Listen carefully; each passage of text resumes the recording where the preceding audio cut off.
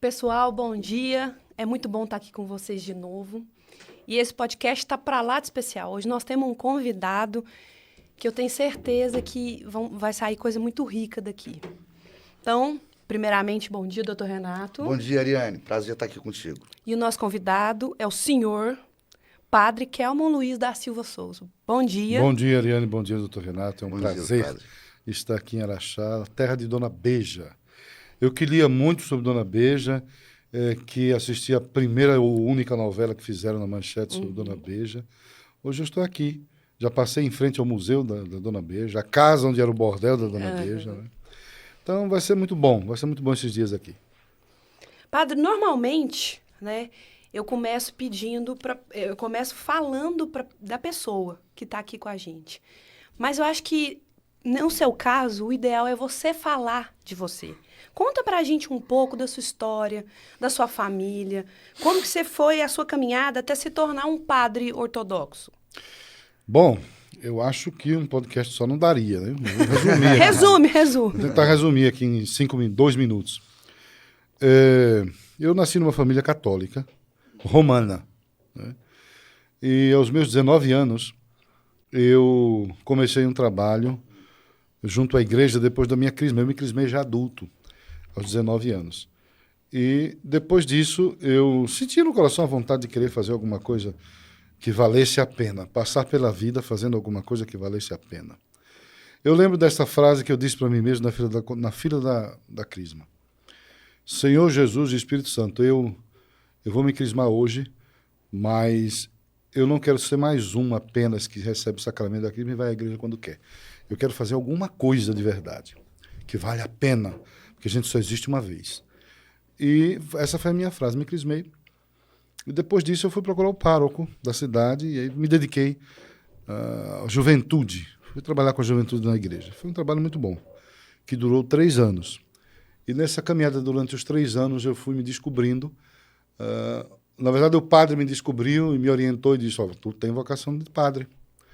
E aí começou a me encaminhar para os encontros de formação da diocese. Eu comecei a frequentar os encontros vocacionais, depois fiz um retiro de opção de vida com jesuítas, ao ponto de ingressar mesmo na vida religiosa. Eu fui para o seminário em São Paulo, e lá fiquei no Seminário dos Legionários de Cristo por bastante tempo. Depois, no próprio seminário, eu ouvi falar sobre a igreja ortodoxa, sobre a igreja oriental. Que até então eu duvido que alguém que faz catequese hoje ouça das catequistas orientações e explicações sobre igrejas orientais e igrejas ortodoxas. A gente não escuta isso. É tanto que eu só vim ouvir isso depois que estava no seminário. E o professor Augusto Florestano, de Metafísica, falava muito das igrejas orientais e ortodoxas. E eu me interessei e quis conhecer. Então ele me disse, eu frequento uma igreja oriental, católica oriental, que são os ortodoxos uniatas, né? E aí eu comecei a frequentar, o bispo me acolheu no primeiro dia, e aí todos os sábados que era folga do seminário, eu ia para esta igreja. Depois eu pedi para fazer parte, porque eu me apaixonei pelo rito, pela mística. Eu disse, não, isso aqui é o que eu quero, é onde eu quero viver. E aí eu conversei com o bispo e ele me disse, olha, para que você faça parte, eu preciso ter autoridade sobre você. Você pertence à igreja latina, à igreja romana. Tem que pedir a desencardinação para se encardinar conosco. Assim eu fiz e comecei a minha caminhada na igreja oriental, católica, né? Todo um aparato ortodoxo, mas ligado ao Papa. E que são os greco-melquitas, lá no Paraíso, em São Paulo. Ali eu fiquei 8 anos.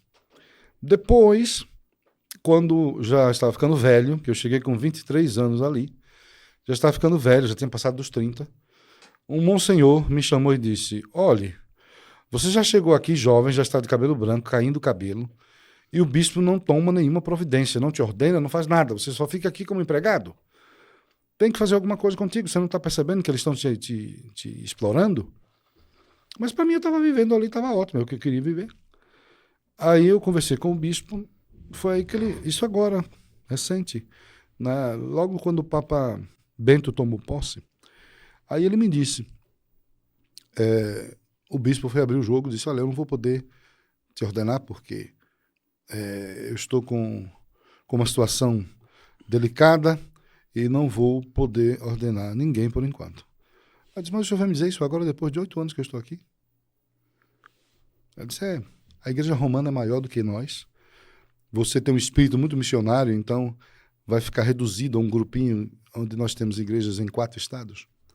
Eu acho melhor você ficar na igreja romana, porque todo o Brasil é assim, tem igreja em tudo que é lugar, então você vai poder fazer um trabalho maior, como é a tua característica.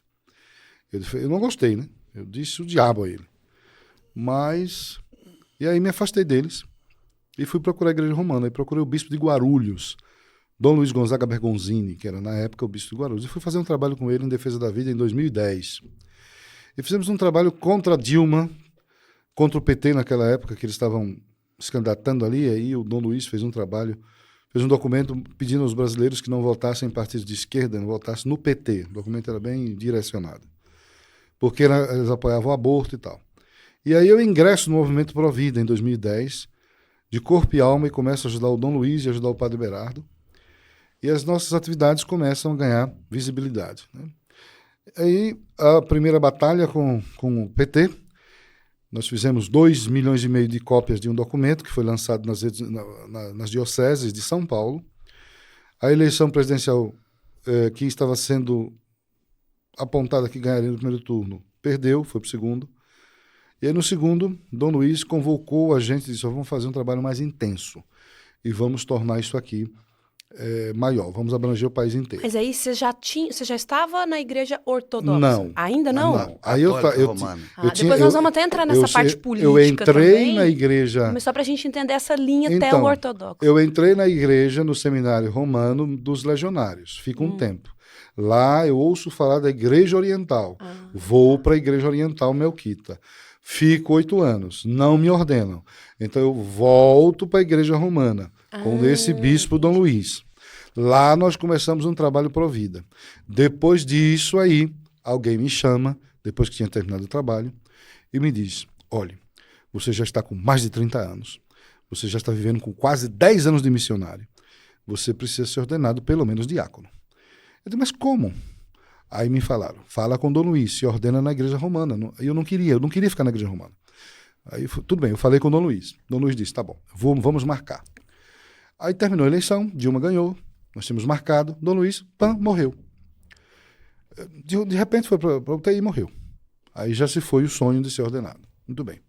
Aí elegeram um novo bispo, Dom Joaquim, que era um bispo auxiliar de São Paulo.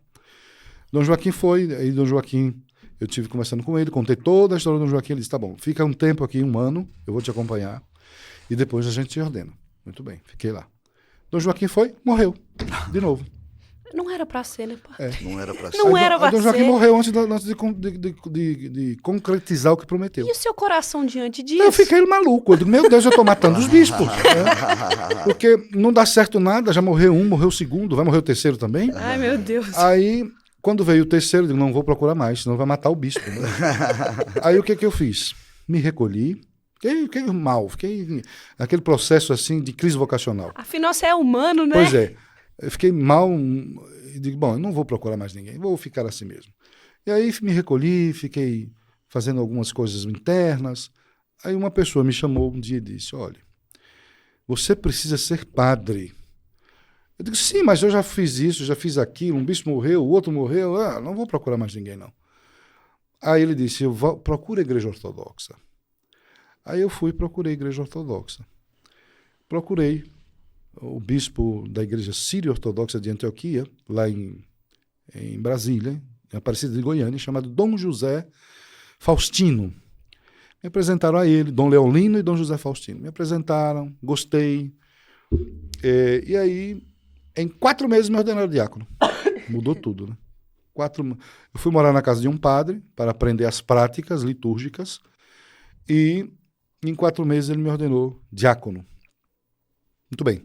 Depois disso, um amigo sacerdote me chamou, já tinha passado mais uns 3 meses, já na igreja, já diácono, me chamou e abriu o jogo, a verdade comigo. Disse, padre, eu não posso dizer o nome dele aqui. Padre, eu faço parte lá do grupo, eu fico ouvindo, falando do senhor lá, e eu vou ser muito sincero porque eu gosto de você.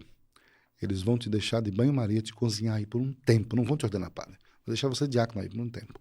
Porque diz que você gosta de política, gosta de fazer isso, aquilo outro, e você vai trazer problema para a igreja, não sei o quê. Então vão cozinhar você direitinho aí. Eu ouvindo isso, já tinha passado isso pela igreja romana, eu digo, não vou passar por isso mais não. O que eu fiz? Conversei com um padre romano, amigo, expliquei a situação e ele disse, saia fora. Vou te apresentar um bispo ortodoxo lá do sul do Brasil. E ele adora política e ele vai te ordenar padre, porque ele gosta de você sem lhe conhecer. E aí você foi pra Santa Catarina. Como é que você sabe disso? Eu tinha estudado. Nossa, Wikipédia, ela sabe da minha história. Wikipédia. Eu sei, mas Aí eu fui pra estudando, eu pensei, Joinville. é ele que tem que falar, ele vai saber Aí eu falar. fui para Joinville e o bispo gostava de mim de fato, sabia de tudo e não pestanejou. Não, mora comigo aqui uns 6 meses para eu te ensinar muita coisa que precisa na prática e te ordeno. Fiquei com ele lá 6 meses e ele me ordenou.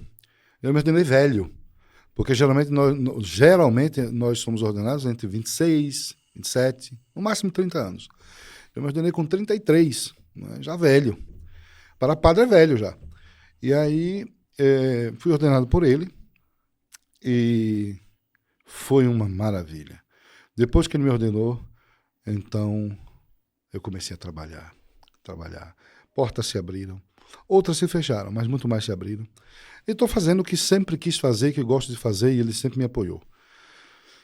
Mas, depois disso, de estar com ele, eu precisava de uma atividade que tem o meu perfil, uma atividade missionária. Como ele é um bispo mais monge, gosta de ficar trancado, rezando. Eu não sou assim. Mas tá vivo. Tá vivo? Ótimo. Somos amigos? Tá vivo. Graças a até Deus. ficando com medo Eu aqui. também, Não, também. somos amigos. Também. Somos amigos. Ele me visita na Bahia, eu vou no Santa Catarina. E aí, o que é que aconteceu? Eu procurei uma igreja que tivesse o meu perfil. Uma igreja missionária, uma igreja que trava batalhas, que gosta de fundar obras e tal. Que é o que eu gosto de fazer. Que cuida de gente. E aí eu descobri uma igreja na América Latina, a Igreja Ortodoxa, Católica Ortodoxa do Peru, que tem a tradição lá da Índia, dos Sírio-Marancár, que é fundada por Santo Tomé Apóstolo, né? Porque no início do cristianismo foram os apóstolos que criaram as comunidades, né? São Pedro cria lá em Jerusalém, depois ele vai para Roma, cria em Roma. O outro, Marcos, vai para Alexandria, cria lá a igreja, que são os coptas de hoje, lá no Egito. E esse foi para a Índia, Santo Tomé, né, e criou a primeira comunidade cristã, e depois tem a sucessão apostólica, que vai sendo ordenado de um bispo após o outro até o dia de hoje. Então a nossa tradição é de lá. Por isso eu uso isso aqui. Cada ortodoxo tem um paramento diferente, porque é uma tradição diferente da outra. Entendi.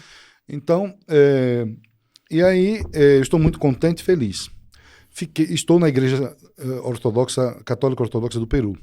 E a mídia maldosa, a mídia de esquerda, né? No ano passado, acho que foi ano passado, logo depois da eleição, o padre foi expulso da igreja ortodoxa do Peru. Eles lançam toda hora fake news, né? Eles gostam de mim, mas não falam a verdade. E aí, quando eu fui nomeado agora, faz uns 3 meses, como vigário episcopal da igreja ortodoxa do Peru no Brasil, ninguém publicitou isso, né? Quando é uma mentira, eles propagam. Mas está lá os documentos, está tudo. Eu coloquei nas minhas redes sociais para que as pessoas pudessem ver, né? Então essa é a história, um resuminho. Não, tá ótimo, deu para entender que, na verdade, o que você sempre quis era trabalhar, né? Trabalhar com as pessoas, trabalhar em nome de Deus, de Jesus, né? Mas me conta uma coisa, dentro da igreja ortodoxa, eu vou te fazer uma pergunta de leiga, tá? Estudei o assunto, mas vou fazer uma pergunta de leiga. Padre ortodoxo pode casar? Não. E por que você usa aliança? Aí é que está, vou lhe explicar já já. O homem casado pode ser padre. Por exemplo, o doutor Renato, ele é casado, ou vai casar agora. Se amanhã ele disser assim, Padre Kelman, eu estou sentindo alguma coisa diferente, eu quero ser padre. Como é que eu faço? Vai no psicólogo primeiro. Não, aí eu digo para ele assim, fala. o senhor tem certeza disso? Tenho. Por quê? Por isso, isso e isso. Tá bom, então vamos conversar, vamos lhe preparar. O senhor já é um homem formado, experiente e tal, é cristão, vamos lhe preparar por uns 2 anos aí e o senhor será ordenado sacerdote. Ele pode. Agora... E a mulher dele, o que faz com ela? É a mulher do padre. Ela é a mulher do padre. Se eu, que sou padre, chegar para você, aí você é meu bispo, ele é meu bispo, o doutor Renato é meu bispo. Aí eu sou padre, eu chego para ele, doutor Renato, eu estou querendo me casar. Aí o doutor Renato, que é o bispo, vai dizer assim, mas por quê? Aí eu vou explicar o porquê. Aí ele disse, tá bom, então me entrega a batina, tchau, saia da igreja e casa. Ou seja, o casado pode ser padre, o padre não pode casar. Exatamente. A recíproca não é verdadeira. Isso. A recíproca não é verdade. Não é verdadeira. Entendeu? E o senhor era casado quando se tornou Não, padre? exatamente por isso. Porque quando eu fui ordenado, eu era solteiro. Então eu nunca mais poderei casar. Por que da aliança? Porque o casamento é com a igreja. Que lindo, bacana isso. Entendi. Ele não. Ele é casado e poderá ser padre. E eu me ordenei solteiro, nunca mais poderei ser. Se for, tenho que deixar. E o que o senhor acha do celibato do sacerdote religioso ainda hoje? Eu acho a coisa mais importante e a coisa melhor que existe. Porque, vou ser sincero, eu tenho os meus amigos sacerdotes casados da Igreja Ortodoxa, eles que me desculpem, eu sempre falo isso para eles. Eles têm uma vida muito difícil. Porque às vezes os filhos atrapalham, às vezes a esposa às vezes atrapalha, não entende que a igreja tem mulheres infiéis, aí vem o ciúme, vem a inveja, vem aquela coisa de mulher. Né? Não sou preconceituoso com mulher não, mas uma esposa... eu sou uma mulher e ciumenta, pois eu entendo. Às vezes a esposa tem o seu marido sacerdote, que é um homem talvez educado, bonito e tal. É óbvio, se ele lida com uma comunidade, ele é padre de todos. Então as mulheres chegam perto, as velhinhas, as novas, e a esposa fica com ciúme, com inveja em casa, começa as brigas e tal. Esse é um ponto. Aí existem outros pontos, porque o padre precisa viajar, precisa celebrar, às vezes tem os horários da família, aí morre alguém, ele tem que fazer encomendação. Então é uma vida que, no meu ponto de vista, para o celibatário é muito melhor. Porque eu estou livre para o sacerdócio. Eu estou livre para servir a comunidade. Você abraça a vocação de uma A forma vocação completa, é 100%. Né? Nós não somos profissionais, nós não temos uma profissão de padre, nós somos vocacionados. 120% do dia, se existe isso, você é padre. Entendi. Não é? Dorme padre, acorda padre, ligou, vai atender, quer confessar, vai celebrar, vai visitar doente, vai fazer encomendação de mortos. É padre o tempo todo. O tempo todo você é padre. O senhor falou uma coisa interessante, questão da mídia. O establishment, o sistema... Era de direita há 30 anos atrás. Mesmo sendo de direita, o sistema não massacrava as pessoas que pensavam de maneira diferente. Hoje, o sistema é de esquerda. Uhum. Claramente, há uma dominação cultural, há um marxismo cultural, né, que domina os formadores, que eu chamo de deformadores de opinião. Nas minhas lives, né? E eles massacram quem pensa diferente. A esquerda é impiedosa no poder, o senhor acha? Vingativa. A esquerda é odiosa e vingativa. Vingativa acho que é a palavra que cabe muito bem. Vingativa. E existiu um homem do nosso tempo que faleceu agora, acho que 1 ano atrás, professor Olavo de Carvalho. Meu professor querido. O professor Olavo de Carvalho já preparou todos nós para o que nós estamos vivendo hoje. Parecia que até ele estava fazendo profecias. Né? Olavo tem razão. Olavo tem razão. Tem razão. Doutor Renato fez um vídeo recente falando dessa distopia que a gente está vivendo, que não é mais uma distopia. Né? Então, Olavo tem razão. O que Olavo falou sobre Lula tem razão. Tudo que ele falou tem razão. Está acontecendo exatamente igual. Então, a esquerda, ela, depois de 64, quando Jango queria trazer para cá o comunismo, que os militares evitaram o comunismo, né? Abreviaram a coisa. Eles não foram... Os militares não deram um golpe, pelo contrário, eles evitaram que o Brasil sofresse o golpe comunista. E aí, de lá para cá, a esquerda foi se infiltrando nas universidades, foi fazendo com que as universidades estaduais e federais se tornassem zona de militância. Exatamente. Curral eleitoral. Eles foram formando ali os seus soldadinhos da esquerda, seus militantes, né, seus professores ideológicos. Repetidores. Sua doutrinação. Fizeram dos nossos jovens papagaios, que ficam repetindo a vida inteira coisas que eles nem sabem o que é. Né? Eu acho engraçado que eles falam tanto de fascismo. Você é fascista, você é isso, você é aquilo. Pergunte a eles se não eles sabem. Porque se ele é de esquerda, está me chamando eu de direita de fascista, está dizendo que, não é, que ele não entende. Porque o fascismo é de esquerda. O nazismo é de esquerda. Sim. Então, todos eles são de esquerda. E aí eles jogam nas costas da direita, está provando para mim que são dementes intelectualmente. Analfabeto funcional. Analfabeto funcional. A mídia conseguiu transformar o nazismo em partido de direita. que é o Partido Nacional Socialista Alemão.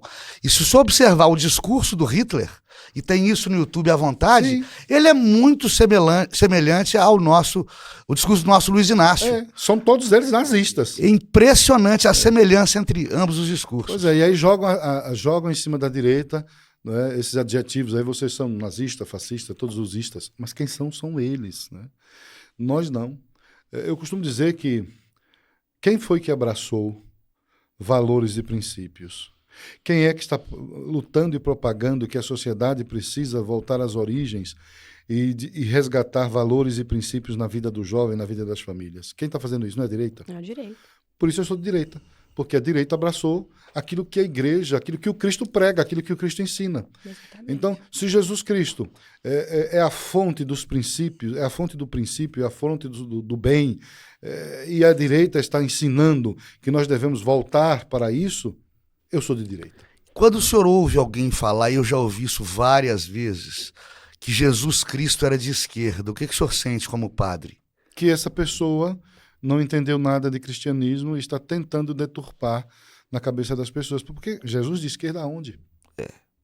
Em que lugar, em que trecho bíblico? Qual a passagem bíblica? Qual foi o ato concreto em que Jesus está ali fazendo alguma coisa que revele que ele é de esquerda? Nunca. Pelo contrário, ele defende a propriedade alheia, né? Dai a César o que é de César.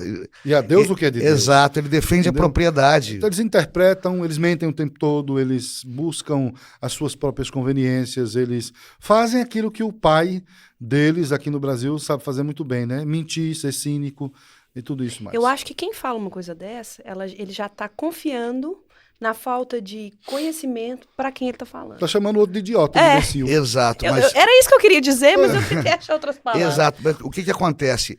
O Darcy Ribeiro, que era comunista, ele dizia, mas até o comunista era melhor antigamente. Não sei se o senhor nota isso. O Darcy Ribeiro dizia, o problema da educação no Brasil não é um problema, é um projeto. Eles investem em prejudicar a nossa educação e emburrecer, principalmente o nosso jovem. Eu sou também professor universitário, graças a Deus que o interior do Brasil, sobretudo o interior de Minas, interior de São Paulo, eu costumo dizer que é o Brasil que deu certo. Mas, assim, nas grandes capitais, o ensino está bastante debilitado. Sim. E isso é um projeto. Há interesses nisso, em emburrecer o cidadão.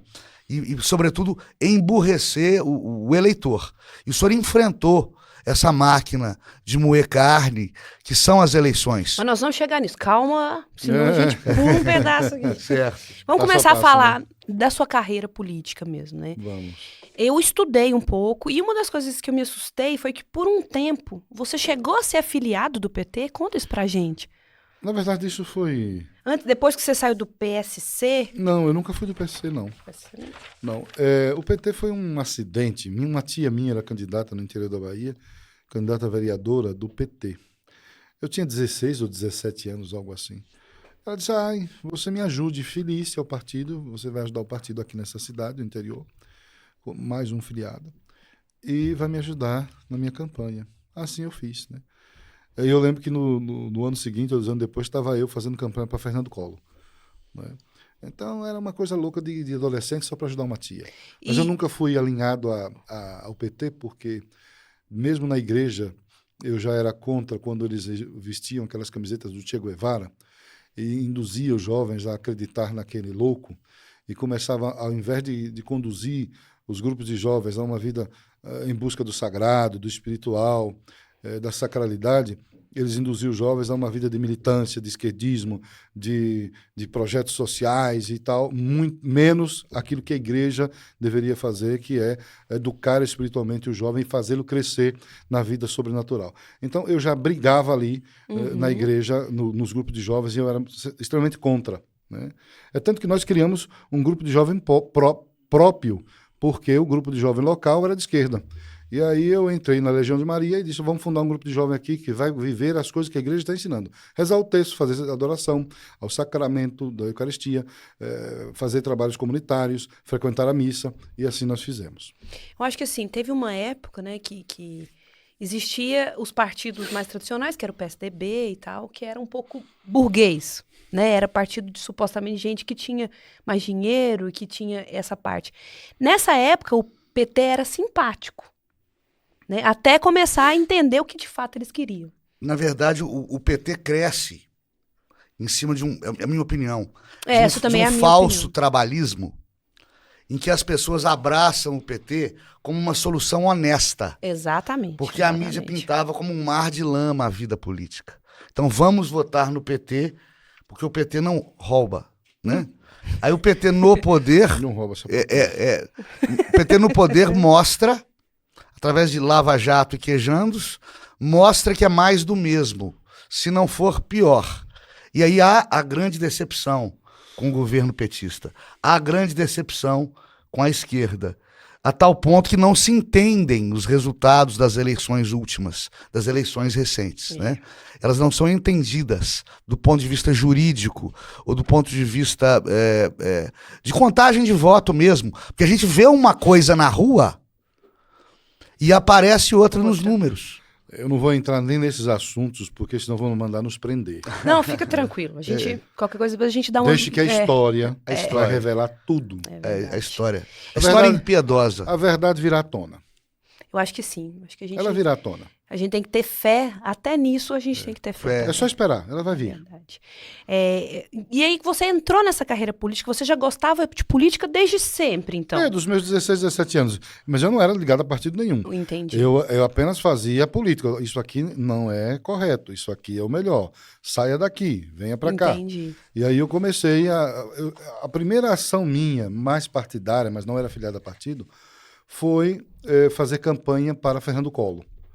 Eu lembro que na madrugada eu saía, era bem jovem, ainda existia isso, né? Fazia aquelas colas, tipo um mingau, uma papa, com uma Minha avó já me ensinou.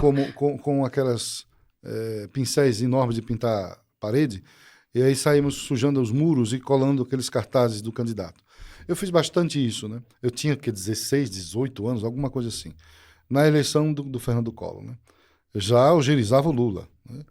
E foi o meu primeiro ato. Depois, nunca mais me envolvi.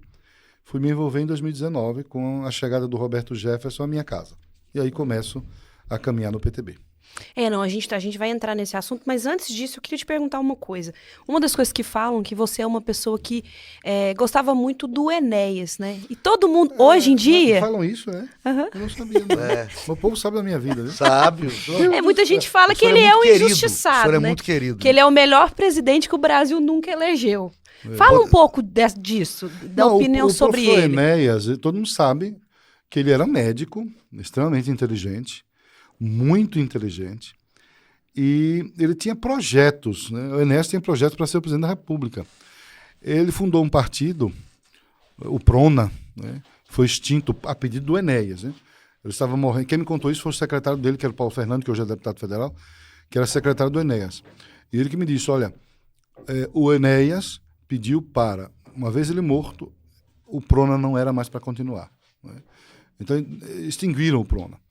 E o Enéas, ele tinha projetos muito avançados, ele falava acima do seu tempo, ele estava muito além, e muita gente não conseguia entender, capturar, né? E por isso achava que ele era... Algumas pessoas diziam, ele é doido, né? O Enéas é maluco. Mas ele não era maluco, não. O Enéas, ele era um inteligentíssimo. Eu acho que o QI dele...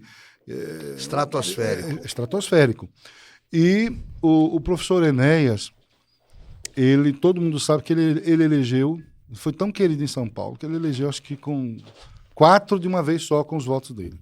500 mil votos. O eu que acho. que ele se elegeu? Deputado federal Deputado por federal. São Paulo. Aí foi traído, né? Foi traído por aqueles que se elegeram através dos seus votos, fizeram a mesma coisa que fizeram com o Bolsonaro, né? Muitos aí, como aquela Peppa e outros que se elegeram à custa do Bolsonaro. Frota, e essa raça aí. E aí, acho que em 2 ou 3, traíram o Enéas e... Enfim, aí o professor Enéas começou a perder esse ideal e foi ficando... Enfim, ele morreu de câncer, né? Vamos resumir. Depois contraiu uma doença, morreu de câncer e pediu para acabar com Com o partido. Com o partido, né? Mas as ideias do Enéas, algumas eu tenho aqui, né? E vamos tentar colocar em prática. Colocar em prática. A meritocracia é uma. A outra é apostar na juventude, na criança e no adolescente. Investir na educação através deles, né? E a meritocracia, né? Isso é extremamente importante. Por exemplo, nós temos aí, o senhor é juiz, nós temos aí os nossos juízes, né? Que assumem os cargos mais altos, né? E assumem assim por indicação de um político. O professor Enéas disse, não pode ser assim, tem que ser por mérito, né? E aí sim, você desvincula a função que ele vai exercer da dependência daquele que se colocou lá, né? Porque sempre vai ficar aquele espírito de agradecimento, e o outro vai estar sempre cobrando. Então, não é legal, não é bom para a democracia, algo assim, né? Eu gostei desse espírito de agradecimento, para não falar rabo preso, né? Fica legal, mas ficou educado, assim, né? educadinho. A história surge com o Quinto Constitucional. Havia necessidade de arejar o Poder Judiciário, trazendo para os tribunais superiores membros do Ministério Público e da Advocacia. A ideia foi boa, numa época em que o Poder Judiciário precisava mesmo ser arejado. Hoje não subsiste mais essa ideia, e essa história do Quinto Constitucional virou um trampolim político. E é claro que, né, o magistrado que chega ao topo da carreira guindado por indicações políticas, é claro que ele vai ter dedicação política. Ou pelo menos vai ser compelido a ter. Né? Vai ser compelido a tê-lo. Vocês estão tão educadinhos, vocês dois hoje. O sistema nos ensina a ser educado. Exato, né? exato. A gente tem que ser educado. Amamos a nossa liberdade, né, padre? Claro. Aliás, tem uma história muito interessante. Eu fui assistir a um jogo de futebol com os meus filhos da tribuna de honra. E estava voltando ainda da pandemia, o estádio estava bastante vazio e entrou um bandeirinha alto, forte e totalmente careca. E errou uma bandeirada lá, o auxiliar de árbitro errou uma bandeirada lá. Eu e meus filhos, Alexandre de Moraes, não erra não, Alexandre de Moraes. O delegado da partida sobe na tribuna de honra e fala conosco, olha, não pode ofender o árbitro. Falei, pô, chamar de Alexandre de Moraes virou ofensa. Onde é que nós estamos? Mas vamos deixar esse nome para lá. Para lá. Porque esse nome não é muito bom ficar pronunciando. Não use o santo nome dele em vão. Não vou fazer isso. Eu evito muito. O senhor falou de Collor, hoje a gente não consegue entender, e sobretudo os mais jovens, eu era bem jovem também na época, como é que Collor foi cassado. Eu não entendi isso. Aliás, ele renunciou para não ser cassado. Um tesoureiro de campanha dele pagou a reforma do jardim da mãe dele. E presenteou o staff dele com um Fiat Elba, que seria hoje um HB20. Ele foi caçado por causa de um Fiat Elba. Hoje ele não entende, porque aquilo ali foi fichinha perto de hoje. Nossa. E tem gente elegível e eleita, com muito mais, né? Tem gente descondenado. Né? Assumindo funções. É uma figura jurídica nova, o senhor lembrou bem. Ainda bem que todo mundo sabe o que a gente está falando, Eu peguei né? um taxista em São Paulo, que virou pra mim, e Maluf? Ele, moço, nordestino, né? Maluf, hoje, é escoteiro. É escoteiro, Maluf, hoje. Mas é verdade. Maluf tem que aprender. Tá demais. Gente. Perderam os rumos, perderam as estribeiras, perderam a vergonha. E tá tudo... Aliás, tem outra boa do Maluf, 1988. Aquela corrida presidencial que o senhor reportou aqui, do Collor, que o Collor ganhou. O Maluf foi à minha faculdade, eu me formei pela PUC de Belo Horizonte, fazer uma palestra. Ele, vários presidenciáveis, né? Auditório lotado. Eu tinha um colega de sala petista, daqueles de camisa vermelha do Che e boina. Misericórdia. E o Maluf está lá, né, discorrendo sobre a plataforma de campanha dele, e o meu colega lá no fundo, Maluf, ladrão! E Maluf, imperturbável, impassível, continuou. Pá, pá, pá. Meu colega não satisfeito, Maluf, ladrão! Aquele constrangimento. E Maluf continuou. No terceiro, o Maluf, ladrão, Maluf para. Olha, quando eu me meti na política, meu tio virou para mim e disse, Paulo, você é louco. vai se meter com política, vão te chamar de corno, viado e ladrão. Graças a Deus, dos 2 primeiros eu escapei. Ele tirou no bom humor. Nossa, aí seu amigo foi embora depois Foi dessa, embora, o pessoal certeza. caiu na gargalhada. Maluco ganhou muitos votos aquele dia, dentro da faculdade de Direito. Ganhou Malandro muito. velho, hein? Malandro velho, malandro velho. A inteligência é uma coisa que a gente tem que Certo, cultivar, né? certo, Não tem jeito. exatamente. E não há campo fértil para inteligência, para o humor no meio da burrice. Não há. O burro não entende o bom humor, né? É verdade.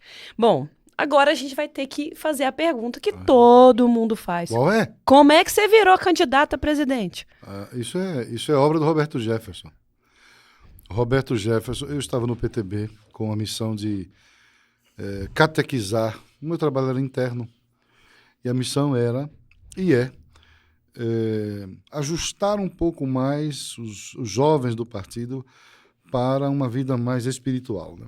Então ele queria que a gente preparasse melhor aquela juventude, colocasse um pouco mais de luz dentro do partido, um pouco mais de evangelho dentro do partido, até porque queria que o partido se tornasse o primeiro partido cristão e conservador do Brasil. Aí nós fizemos ajustes, modificamos o estatuto. Hoje o estatuto do PTB, eu acho, quase certeza, que é o único partido que está lá nos seus estatutos, que é defensor da vida, da concepção à morte natural, que defende a família como Deus assim concebeu. Então, não é só falar, mas está na letra. E aí a minha tarefa era tornar essa letra vida no partido. Então, era formar as gerações futuras do partido, que são os jovens nos diretórios estaduais e municipais, né? E assim eu fazia. Eu e o pastor Gamonal e Roderico Navarro saíamos fazendo palestras, encontros com os membros dos diretórios, os jovens e os adultos também. E um belo dia, não sei quando, mas foi um domingo, eu estava em Recife. Tinha terminado uma palestra com um grupo de lá. Estávamos tomando café no hotel e aí ligam para mim e dizem assim: olha, o Roberto Jefferson agora vai se lançar candidato à presidência da República. E a Executiva Nacional escolheu como vice o senhor. Eu digo, como assim? Eu fiquei... Não, o senhor vai ser o candidato a vice-presidente da República junto com o Roberto na chapa. Você já tinha sido candidato a alguma coisa Eu antes? nunca fui candidato a nada. E eu disse, não, mas eu não quero, eu não posso. Eu combinei com o Roberto que eu nunca iria assumir funções eletivas no partido, o meu trabalho era interno, uma espécie de capelão. Eu não vou fazer isso. Não, o senhor não pode dizer não. O senhor está no partido... E o partido escolheu e o seu nome é que vai ser. Fizeram uma imposição e eu tive que aceitar. Aceitei. Mas confesso agora que gostei. Porque Deus escreve certo por linhas tortas, né? Parece que nesse ponto aí sim. E aceitei, gostei. Aí ficou pior, né? Aceitei, mas depois eu pensei, bom, é vice, não faz nada, nem aparece, tá bom. Aceitei. Acho que 3, 4 dias depois, o Roberto, alguém nos liga e diz, olha, a candidatura do Roberto foi impugnada. E a executiva se reuniu e escolheu que o candidato à presidência da República será você. Aí eu quase caí da cadeira. Ué. Como assim eu? Pelo amor de Deus, aí vocês vão me expor demais. Não era isso que eu queria, não, e tal. Não. Tem que ser você junto com o pastor Gamonal, ele vai ser o vice. Nós vamos fazer uma chapa única e uma chapa cristã, porque o país é uma nação cristã, então vai estar bem representado por um padre e um pastor, que são os 2 segmentos mais fortes no cristianismo aqui no Brasil. Eu digo, pelo amor de Deus, não façam isso não. Não, tem que ser, e será. E aí eu tive que aceitar de novo, né? E aí foram só 19 dias, acredite. Foram 19 dias só. Eu fui avisado no dia 12 de setembro. Faça a conta. 12 de setembro a 2 de outubro. E aí, você foi avisado? E quando que foi o primeiro debate, então? Quantos dias depois? Então, nós tivemos que correr, eu não dormia. Nós fizemos, foi uma loucura. Nós fizemos 2 debates apenas, porque já tinha passado quase todos. E só deu para participar do debate do SBT e o da Globo. E o da Globo, né? Uhum. E eu não dormia, era de manhã, de tarde, de noite, eu tinha que entender de economia. Quer dizer, é um mundo todo diferente que não era o meu. Eu tinha aulas todos os dias, né? Tinha uma equipe de campanha, 2 coordenadores de campanha, e aí era aula de economia, aula disso, aula daquilo, todas as manhãs informando sobre índice disso, índice daquilo, a gente entende de tudo, assim, resumidamente tudo. Né? E aí, porque minha cabeça era só igreja, sacramento, vida espiritual, agora eu tenho que entender da temporalidade toda e do poder. E aí, foi uma loucura, 19 dias para aprender tanta coisa, e para você fazer vídeos, e para você fazer vídeos de propaganda eleitoral, e para você gravar isso, gravar aquilo, para você fazer, ouvir pessoas da política, enfim. Política não é mais para amador, Não, né, não é padre? não. Você tem que realmente, meu Deus, Ó, sinceramente... o primeiro debate foi dia 24 de setembro, então foi muito perto mesmo. Eu estava pronto somente no dia 12 de setembro. Olha, Foi quando eu pude assinar o último documento, e além da burocracia documental, viu? eu imagino. Pega você assim, ó, sacode para ver o que é que tem dentro de você, toda a sua vida pregressa, toda... Foram descobrir, né, que eu tinha uma empresa falida em Brasília com R$1 na conta. Né? E aí foram alegar que eu era isso, que eu era não sei o quê. Mas por que que não... A mídia é tão miserável, por que que a mídia não disse o que era aquela empresa?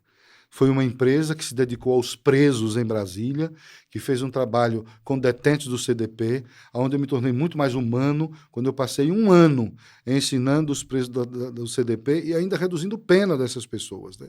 E pude celebrar, pude rezar, pude ouvir a história de cada preso ali. E muitos deles mudaram de vida e que hoje ainda são meus amigos e que não fazem mais o que faziam. Eu recebi até menção de aplauso do diretor da FUNAP, que cuida dos presos de Brasília, doutor Nivaldo, na época do diretor também do CDP, por sendo detenção provisória, porque o comportamento dos presos não era mais o mesmo. Ele me disse, padre, o que é que você fez aí? Porque aqui só tinha briga. Todo dia era briga. Agora os presos estão parecendo que estão num paraíso. Eu digo, eu não fiz nada, eu apenas estou ouvindo, rezando, orientando, só. São seres humanos, eles não são animais. Né? Agora eu vejo aqui que você chama eles por número. Eu não chamo por número, eu sei o nome de todos eles.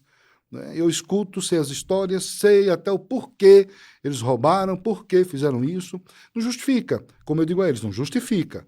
Mas se você errou, então vamos por esse outro caminho. Então, o sistema, do jeito que está, prisional, naquele momento que eu via, não recuperava ninguém. Né? E eu até ainda viajei nas ideias, né? Vendo, me humanizou tanto estar com eles, porque eles choravam. Tinha um deles que chorou, que botou o ombro aqui a cabeça no ombro, que chorava de soluçar, que sujou minha roupa inteira. Jovens de 20 anos, 25 anos.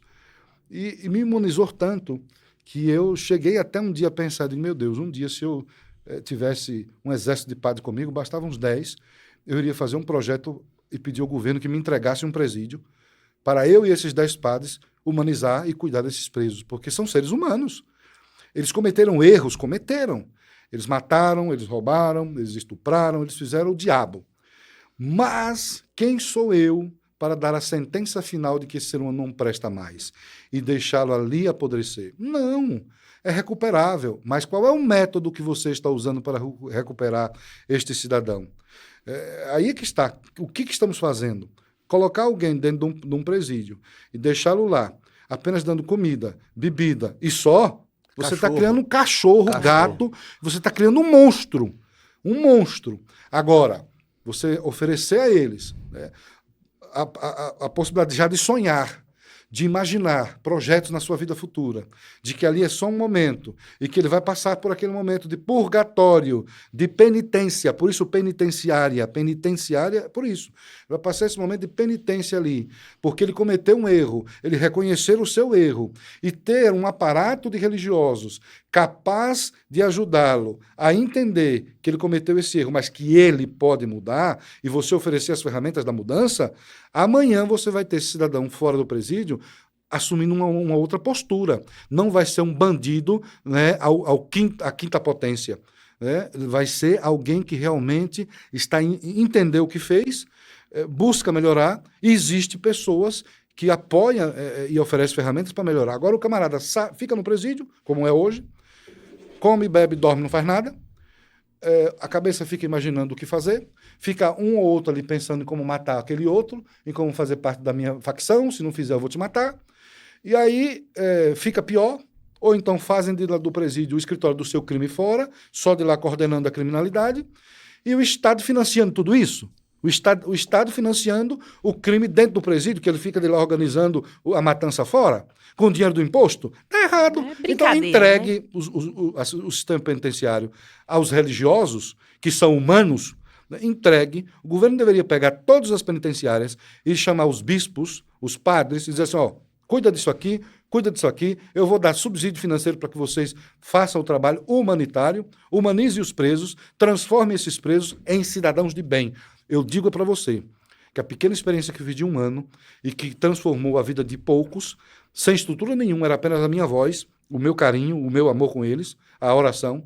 Eu digo para você que se o Estado fizesse essa experiência, mudaria muita gente e nós diminuiríamos essa criminalidade, porque eles são seres humanos carentes de afeto, carentes de um abraço, carentes de uma palavra amiga, choram como eu, sentem dor como eu, apesar do que fizeram. E muitos deles, o que fizeram é uma perturbação mental que fica incomodando eles para o resto da vida e que precisa de alguém para orientar, que precisa de alguém para ajudar. Então, eu vivi essa experiência e digo de carteirinha, tem solução sim, não se pode jogar no lixo, são seres humanos. Agora, precisa que o Estado se humanize, entregue o sistema penitenciário a quem é humano, que são padres e pastores, e diga, administrem, e dê o dinheiro para a gente poder fazer o trabalho. Isso a mídia não mostra, né? Doutor Renato, você está muito quieto. Só vai conhecer a APAC. Eu tô ouvindo maravilhado aqui o padre Eu vivi isso. Sim, você vai conhecer a APAC, aqui em Minas, é uma maneira humanizada de cumprimento de pena. E da igreja, de berço católico, de berço cristão, né? Excelente. É exatamente isso que se busca. Matar o criminoso dentro do homem. E recuperar o homem. O homem velho tem que ser morto ali. Exatamente. É o que busca. E eu costumo dizer que a recuperação social e familiar, e por que não dizer religiosa do preso, é uma questão de segurança pública. Nós temos que devolvê-lo para a sociedade melhor do que ele entrou no presídio. Mas devolve pior, né? Não pode, não há essa condição. Você vai conhecer hoje um estabelecimento carcerário em que a maioria daqueles presos que ali estão foram condenados por mim. Ah, o senhor que os condenou? Eu sou o juiz criminal. Gente, eu estou falando com um juiz criminal que está ouvindo um sacerdote contar para um juiz, meu Deus, eu não sabia que ele era criminal, que está ouvindo um sacerdote dizer da experiência de 1 ano dentro de um presídio e que me comoveu e me tornou mais humano, porque eu pude lidar com as misérias mais profundas de um ser humano. Sim. Mas também o desejo de um ser humano em querer mudar. Mas não tem a estrutura para essa mudança e não consegue sozinho. Eu estou ouvindo de um juiz da vara criminal dizendo para mim que é possível mudar. É verdade. E o senhor vai viver essa experiência. O senhor está me fazendo relembrar o que eu vivi. Exato. E eles têm, é claro que eles têm uma impressão do Estado negativa, porque o Estado escola não apareceu para eles.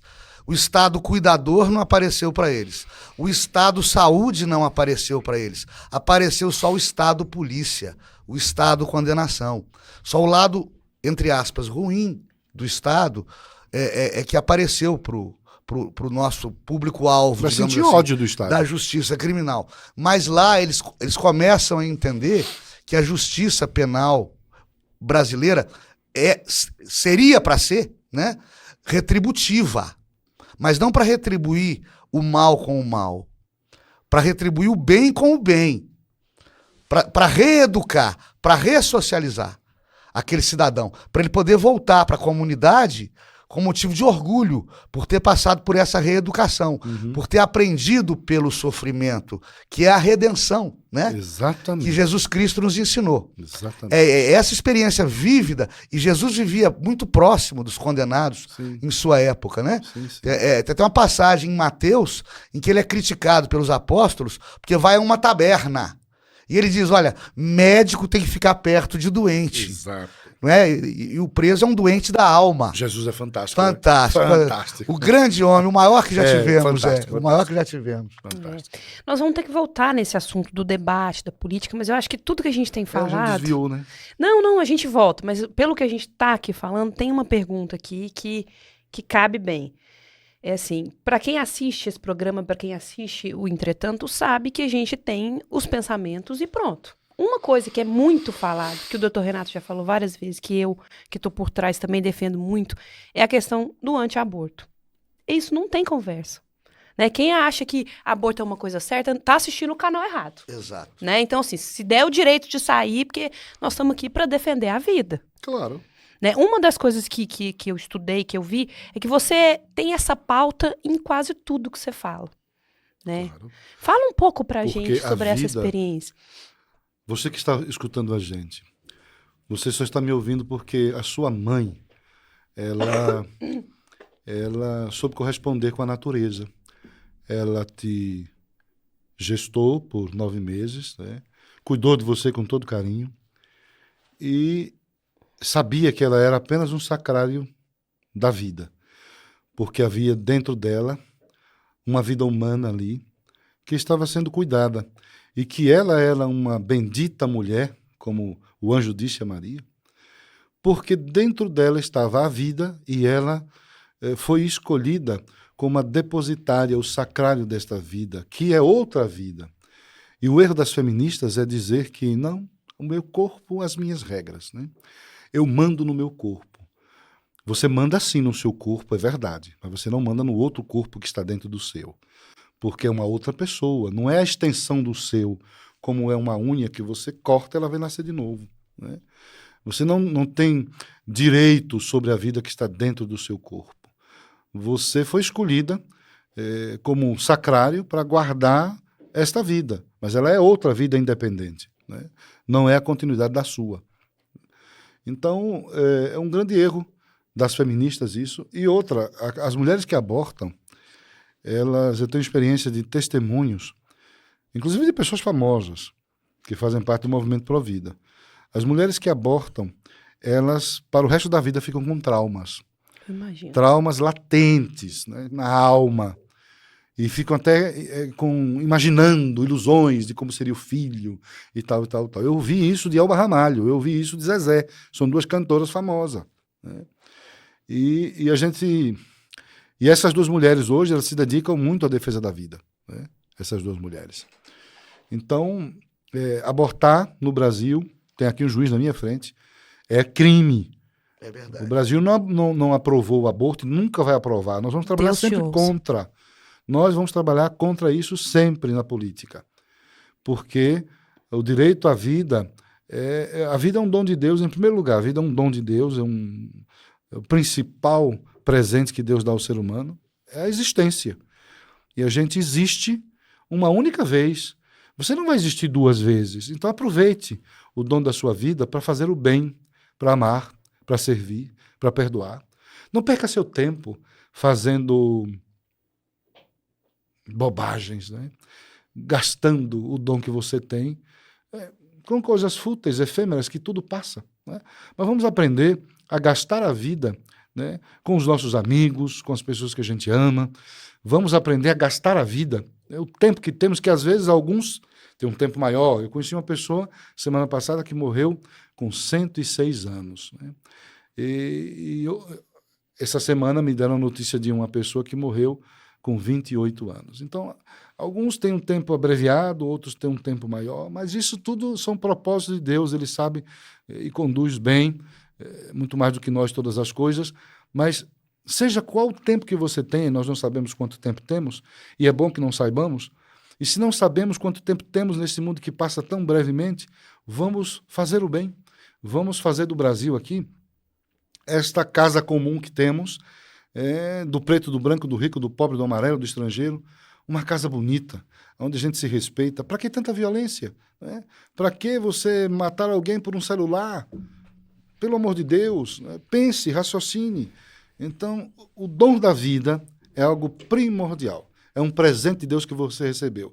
E você também não tem direito de tirar a vida de ninguém, seja por qual motivo for. Seja ainda um indefeso no ventre, ou seja já um adulto que está caminhando e que tem a sua história e que está construindo e ajudando a sociedade de alguma maneira com os seus feitos. Então, nós não temos o direito de tirar a vida, mas nós temos o direito de ajudar uns aos outros. Esse é o nosso dever. Não é nem direito, é o nosso dever. Ajudar uns aos outros a transformar a própria existência e assim transformar a sociedade. Semeando bondade. O mundo está precisando disso. Semear bondade, semear amor, compreensão, não puxar tapete de ninguém, não maltratar ninguém. Por quê? Porque a vida é breve. E se a vida é breve, não vamos gastar o dom que temos com futilidades, com coisas efêmeras. Vamos aproveitar o tempo que temos para mais servir, porque é assim que a gente se preenche e é assim que a gente passa a vida vivendo a felicidade que todos buscam. Né? E a felicidade é estar com Deus. E estar com Deus significa reconhecê-lo também no outro, aceitá-lo no outro, ajudá-lo no outro, amá-lo no outro. Observem, se nós não somos capazes de amar a Deus no outro que estamos vendo, então é mentiroso a gente dizer que ama a Deus que não podemos ver. Porque o outro é a imagem e semelhança de Deus. Ame o outro. E é engraçado, é tragicamente engraçado, padre, que a mesma turma que é a favor do aborto é contra a pena de morte. Eu não consigo entender o cérebro desse pessoal. Não tem cérebro. Não tem. Não tem. Os neurônios não existem. Ei, falando com o Padre Kelmo, para mim, fica muito claro porque que você falou o que falou no debate. O quê? Você não estava falando mal do Lula, você não estava defendendo o Bolsonaro, você estava defendendo a sua ideia. Exatamente. Você, a primeira jornalista que me entendeu. Eu não estava falando do Bolsonaro, e repito as palavras dela. Eu estava mostrando às pessoas quem é o padre, quem sou eu, porque eu acredito no que eu estou dizendo. Eu não estava ali fazendo teatro, como não estou aqui. Eu falo tudo isso e por dentro eu estou querendo morrer aqui de emoção, porque é realmente isso que eu busco viver. Né? E se eu for falar coisas aqui do que eu vi da Venezuela, que eu fui agora, pior ainda, vocês vão ver a tragédia do que é o ser humano. É complicado isso, é bastante complicado. A gente está vivendo um período de exceção. Nós estamos vivendo um período onde o homem deixou de ser humano. Porque o que eu vi ali em Pacaraima e em Boa Vista, um único ser humano, ditador sanguinário como é Maduro, fazer aquilo com o povo, é dizer o seguinte: eu não sou mais humano, por isso não entendo mais o outro. Porque você deixar uma população inteira perder os seus sonhos, as suas casas, e morar nas ruas, nas calçadas, como eu vi mulheres grávidas, mulher que me mostrou os pontos na barriga, mais de 15 pontos, que fez uma cesárea, estava com um filho de 20 dias no braço. E eu perguntei: a senhora toma banho aonde? Eu tomo banho na rua. Lava a roupa aonde? Ali. Estende a roupa aonde? Ali. Do lado das grades da rodoviária. Dorme aonde? Nesse papelão aqui, embaixo de uma árvore. Uma mãe com 20 dias de um filho nos braços. Então, é um monstro, um presidente desse. Comendo carne com ouro. Enquanto isso acontece. E o pior é que ainda tem gente supostamente inteligente que recebe no próprio país uma pessoa dessa. E diz que é um anjo, que é um homem bonzinho. E diz que são narrativas aquilo que se fala da Venezuela. Quando ele falou isso, eu fui lá ver. Eu digo: não é possível. Eu vou ver isso aí. E aí, fui com um grupo de padres, fizemos um documentário, vai ser editado e nós vamos lançar para o mundo ver as coisas que nós vimos. Porque não é possível, não é normal, só deve ser um problema mental alguém dizer que aquelas realidades ali são narrativas. Não são. São fatos reais, existentes. E eu convido você, que às vezes tem muito dinheiro, ou gasta dinheiro no final de semana aí tomando uma cervejinha, que é bom, mas economize então. Vá até Pacaraima, compre uma passagem, alugue um carro, fique lá no hotel, visite Pacaraima e visite Boa Vista. E você vai ver o que realmente é a ação, o fruto do comunismo. A miséria, o descaso, a fome, a pobreza. É isto que gera estes socialistas ditadores da América Latina. Cuba era o quarto país em renda per capita da América Latina. Hoje é o quê? Hoje não é nem o 20º. Né? Triste isso, viu? É complicado. Dolorido. É muito complicado. Eu acho que assim, eu sei que falar sobre o debate é um pouco complicado, né? A gente está envolvendo muitas pessoas que estão ali. Mas foi uma coisa estranha, né? Você escutou muito desaforo a hora que você estava lá. Eu ouvia. O que você sente?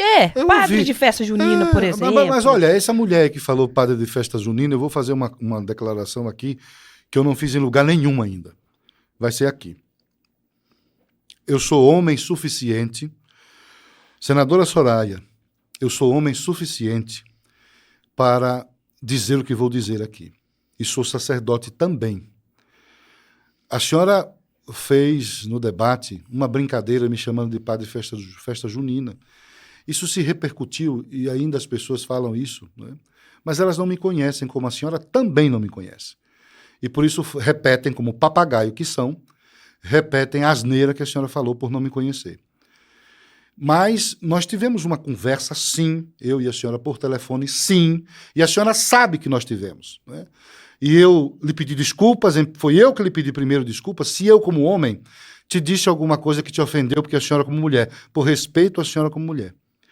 E a senhora me alegrou o coração ao também me pedir desculpas por ter me chamado de padre de festa junina e de reconhecer que fez uma coisa que não deveria.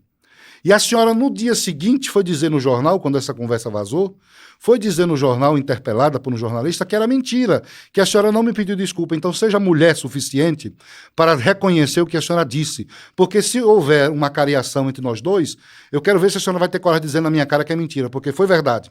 A senhora me pediu desculpa, sim, e eu lhe pedi desculpa, sim, e eu fiquei feliz por aquele momento de desculpas, de ambas desculpas, porque geraria ali, não é, uma amizade, geraria ali uma aproximação entre nós, que era o que eu estava buscando. Por quê? Porque o meu trabalho na política é quebrar esta maldade que existe, é destruir essa rivalidade que existe, mas buscar um consenso sempre e uma união sempre, porque a política é feita para servir. E a senhora, como senadora, é chamada a isso, a servir a pessoa que te elegeu. E, infelizmente, a senhora não teve a coragem de falar a verdade e dizer para o jornalista que houve essa conversa. Porque houve. É impressionante a pessoa ter vergonha. Pode espalhar, viu, essa notícia depois. Faz o corte desta minha fala e pode espalhar, que eu quero que chegue até a própria senadora. A pessoa tem vergonha de ter sido educada. A pessoa tem vergonha de ter sido educada. Pois é. É igual nós homens, a gente, dentro de uma sociedade patriarcal machista, a gente não tem vergonha de dizer que tem raiva, de dizer que odeia. Mas a gente tem vergonha bestamente de dizer que ama. E não é bonito você pedir desculpa? Pedir perdão? A autocrítica. Eu falo isso com os meus reeducandos, padre. E também com os meus alunos. O ser humano para de evoluir, e o senhor perdoa a expressão aqui, quando ele perde a capacidade de olhar no espelho e falar: fiz merda. Exato. Fiz merda. Você não pode perder a autocrítica, porque é isso que te faz evoluir pra frente, corrigir os seus erros. Isso. Se a pessoa não reconhece que errou, ela não evolui. Ela vai virar um autossuficiente, Exato. Um autoritário, um ditador, um sanguinário, um louco. Exato. Infelizmente. E tá sendo a regra geral, né? Pois é. Bom, voltando ainda no assunto político. Eu tô fugindo, né? Não. Fica Tá tranquilo. muito bacana. Eu até entendo por quê, fica tranquilo. Estamos aprendendo. Você teve mais de 80 mil votos. Você pretende se candidatar a alguma coisa daqui pra frente? Ou você pegou ranço disso? Ranço? Eu estou percebendo que há uma necessidade muito grande de alguém como eu estar dentro da política, sim. Com certeza. Eu não estou dizendo com isso que eu sou o homem dos homens, o bonitinho, o melhorzinho, não. Eu estou dizendo que a política precisa de valores, de princípios, de gente do bem, de gente de igreja, de gente que entende que religião e política se misturam e devem se misturar, porque o princípio de uma completa a outra. Jesus disse o seguinte: eu sou o mestre e senhor, lavei os pés estou lavando os seus pés aqui, naquela quinta-feira da Santa Ceia. Vocês vão e façam a mesma coisa que eu estou fazendo.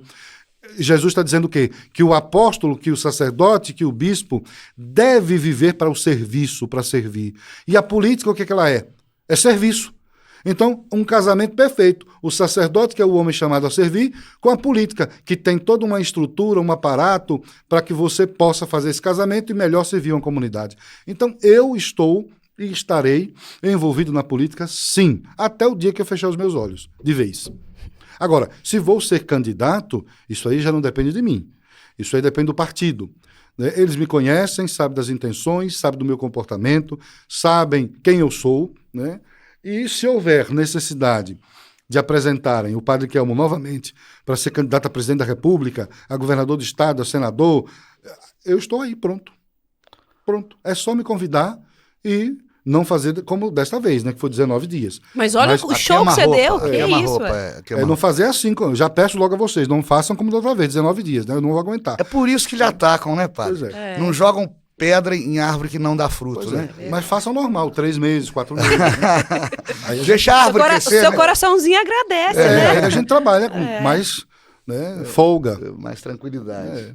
Doutor Renato, você tá tão caladinho Eu hoje. estou aprendendo, nós estamos aprendendo eu com o tô padre, aprendendo. né? E temos muito orgulho de tê-lo aqui conosco, né? É verdade, Obrigado. eu também tô muito Obrigado, feliz de obrigado, poder ter estudado a sua vida, poder estar aqui, poder te perguntar. Gente, eu essas tô virando coisas. objeto de estudo. Ai, meu Deus do céu. A gente já tá caminhando pro final. Ah, já? Tá. A prosa tá foi. boa, né? 1h20, Já pra você passou ter uma 1h20? ideia. Já. 1h20. Meu Deus do céu. E assim, pós-eleição, o que você tem achado do presidente Lula? A realidade está sendo pior do que a gente imaginou. Você tá querendo comprometer, viu? Não. Podemos dar opiniões. Será? Ainda. Ainda podemos, doutor? Um pouquinho. Tá bom. Eu vou procurar pouquinho. cuidar Essa com... mesma pergunta, você vai responder ela depois, eu para não vou- deixar o padre sofrer Não, eu sozinho. vou respondê-la, mas eu vou procurar respondê-la com muita cautela. Né? Combinado. Nós estamos vivendo em tempos estranhos e difíceis. Estranhos e difíceis. Então é o seguinte, o senhor Luiz Inácio Lula da Silva, ele já governou 2 vezes e está iniciando a 3ª vez. Mas parece que ele ainda pensa que nós estamos vivendo no mesmo tempo do primeiro governo dele. E nós não estamos. Nós estamos em uma outra época, ou um outro formato de política. Naquele momento ele era o suprassumo, ele tinha ali todo um apoio do Congresso, do Senado, ele estava com tudo nas mãos. Não é? Ele tinha acabado o Plano Real estava em alta, a economia estava bem, ele teve muita sorte no primeiro mandato, mas agora não. Agora existem pessoas já politizadas, naquele tempo eram pessoas mais idiotizadas, né, pela esquerda, e, infelizmente. Agora não, os jovens, as pessoas estão mais politizadas, nós temos uma bancada de deputados e senadores de direita que estão defendendo o país em outras pautas que a esquerda não concorda. Ele não consegue, são mais de 150 dias já de governo. Ainda não foi apresentado um projeto, um plano de governo. Cadê o plano de governo desse governo que assumiu? Não tem! 150 dias, meio ano, quase, não tem um plano de governo ainda aí, visto por todos. O ministro da Economia não sabe o que é economia, não sabe administrar. Arcabouço fiscal. Pois é, o arcabouço fiscal está aí batendo cabeça. Vai ser o calabouço fiscal. O calabouço fiscal. Nós temos aí uns ministros que não são técnicos, né, que o presidente Bolsonaro fez muito bem em colocar ministros técnicos que souberam fazer o melhor pelo nosso país, principalmente o Paulo Guedes. E aí esse governo está tentando imitar o outro governo. O presidente Lula, tudo que faz e fala é só lembrando de Bolsonaro, só atacando ou criticando ou perseguindo o Bolsonaro. Parece um governo que fica apenas voltado no revanchismo, na vingança, no ódio, né, do que foi. E não tem uma construção própria, vida própria, espírito próprio para construir, apresentar à comunidade brasileira o seu projeto de governo, não tem. Então parece que o navio não tem capitão e que a nau está à deriva e nós estamos sem rumo, voltando para o saudosismo. Era bom no tempo do Bolsonaro, era bom no tempo do Paulo Guedes, era bom no tempo desse ou daquele. E, para começar, ataca aqueles que geram emprego e renda para o país. O agronegócio foi chamado de fascistas. Isto é de uma demência. E foi o nosso herói, o agronegócio, durante a pandemia. Isto é de uma irresponsabilidade gigantesca. Como é que um chefe de Estado chamam aqueles que geram os impostos, que geram lucro, que geram renda, que alimentam 25% da população do planeta, que traz a própria comida para ele mesmo, o presidente da República, comer e sua família, no prato, chama de fascista. Por revanchismo? Porque esse grupo foi muito querido e apoiado pelo presidente anterior, Bolsonaro? Mas está governando para quem, então? Está pensando numa nação? Está governando como um estadista ou está agindo de fato como comunista? com ódio, com revanchismo, com vingança. Nós precisamos de políticos estadistas, não socialistas e comunistas, não ditadores, né? Não homens que querem apenas o brilho, o estrelismo. Não é isso. Nós precisamos resgatar na nossa política o espírito de José Bonifácio, de Dom Pedro I, Dom Pedro II. Foi um grande governante. Pois é, Dom Pedro II, que pensou no Brasil, que pensou nas famílias, que investiu na cultura, na ciência. Olha, Dom Pedro II foi o homem que financiou o telefone que nós temos hoje. É verdade. Graham Bell estava numa feira, como essas feiras que tem hoje em São Paulo, de agricultores, não sei o quê, com os standards. Já existia isso, em grau menor, óbvio. E aí os novos inventos da época. O nosso imperador estava passando ali, por lá. Eu não me lembro a cidade, se era a França, não me lembro onde era, se Estados Unidos. Mas alguém dizia, olha, tem um homem ali, um tal de Graham Bell, que está com um fio, com um negócio lá, que diz que fala. Ele quis ver, que ele era um homem muito curioso com as novas tecnologias. E aí ele foi. Graham Bell, então, conversou com ele, passaram o aparelho, deixou eu tentar imitar. E aí enfiou o negócio aqui no ouvido, né, com um cabo, um negócio na boca, o outro ficou do outro lado, e começou a falar. E o imperador disse, olha, isso fala! E começou, e a partir daí investiu dinheiro brasileiro para o telefone. Então, nós ajudamos a desenvolver o telefone, que virou o celular de hoje. Sim. Mas o tataravô é o telefone desse cabinho lá do Dom Pedro II. Então, a política nacional hoje está precisando disso. De estadistas, de homens que vão que oferecem o seu nome, mas oferecendo o seu nome já pensando em construir uma nação inclusiva e que pensa nas gerações futuras, como pensou Dom Pedro II. Tantas coisas que nós temos ainda hoje foi pensada no Segundo Império. Outro empresário fantástico que nós precisávamos resgatar esse espírito de amor patriótico é o Barão de Mauá. É o nosso primeiro empresário, financiador da ferrovia, criou bancos. Então, um homem que ajudou o país e que foi esquecido nas histórias e que não se fala dessas pessoas, né? Nós temos grandes músicos, Carlos Gomes, Villa-Lobos. Né? Foi apoiado. Carlos Gomes foi apoiado com dinheiro do bolso do imperador, não do Estado, o dinheiro do Estado. Ele tinha o seu salário. Com o salário dele, ele financiava pessoalmente algumas pessoas. Né? Então, a gente precisa de pessoas assim. E nós precisamos lutar para que os nossos jovens, entrando na política, façam essa experiência, a experiência do serviço, a experiência de querer ver um Brasil pujante, um Brasil grande, não no sentido do Estado inflado, inchado, dominando todas as empresas. Não, isso aí é um problema. O Estado tem que ser menor, não inflado. Né? Mas pessoas que querem um país independente, soberano, né, altruísta, é isso que a gente pensa, é isso que eu penso. Né? Se um dia eu fosse presidente, eu ia fazer isso. Pessoas que queiram se dedicar ao país. Exato. E não que queiram o país dedicado a elas. Não é isso? Exato. Eu costumo dizer, padre, que o projeto, a plataforma de governo de Lula da Silva, e deixou isso bem claro ao longo da campanha e nos debates, aos quais alguns deles o senhor foi, era destronar, era apear do poder Jair Bolsonaro. Era a única plataforma de campanha de Lula da Silva, né? Ganhada, né? Aspas enormes aqui, ganhada a eleição por Lula da Silva, ele não sabe o que fazer, né? Não sei se o senhor conhece. Não sabe o que fazer. Não sabe, exato. A peculiaridade da legislação eleitoral, se Lula, por qualquer motivo, não estou aqui torcendo contra, não, pelo amor de Deus, tá? Estou aqui analisando criticamente. Se por qualquer motivo ele sai do poder de 2 anos para cá, da posse dele, são feitas novas eleições. Então está em tempo ainda. Né? Exato. De 2 anos para lá, assume o Alckmin. Hoje, né, o que os bastidores do poder nos relatam é que a luta, né, do governo PT, a luta do partido PT e do próprio Lula é suportar 2 anos.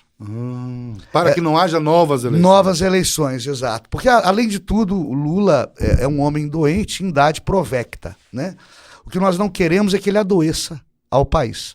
A maneira dele e é um comentário técnico, a maneira dele gerir a nação é uma maneira ainda antiga, como o senhor bem relatou, é uma maneira antiquada, populista, paternalista, ele fala para agradar as massas. O discurso dele não empolga mais as pessoas que realmente entendem de política no país, de ciência política no país. A política econômica que ele adota, e nas primeiras gestões dele, ele foi inteligente para utilizar o pessoal do Plano Real do FHC. Isso. Ele agora não consegue usar a mesma coerência econômica, e ele está deturpando o que foi criado de bom em economia pelo governo Bolsonaro, e nós temos muito medo desse ataque dele ao agro, porque é a lei da ação e reação de Isaac Newton, né? Tá batendo no agro, o agro pode bater de volta, não é isso? O que a gente não quer, porque perderemos todos nós brasileiros. Exatamente. Com isso, e né? o agro é 45% do PIB, né? Exatamente, não, e foi o herói durante a pandemia. E a gente também acredita que política é abrir porta e não fechá-la. Fecha a porta. Né? É o que infelizmente está acontecendo. O Lula está elegendo inimigos e elegendo muito mal a inimigos. E com isso ele corre o risco de lesionar toda a nação brasileira. É o risco que ele corre, né? E todos nós temos muito receio disso, né? É complicado. Estou escutando vocês falar e estou lembrando aqui do Monark, do Marcos Duval, estou meio com medo. Monark e Marcos Duval tiveram contas bloqueadas, foram lacrados, tiveram buscas e apreensões decretadas e, ao mesmo tempo, se devolvem bens de um mega narcotraficante. É até helicóptero, né? Vai acontecer de devolver droga, hein?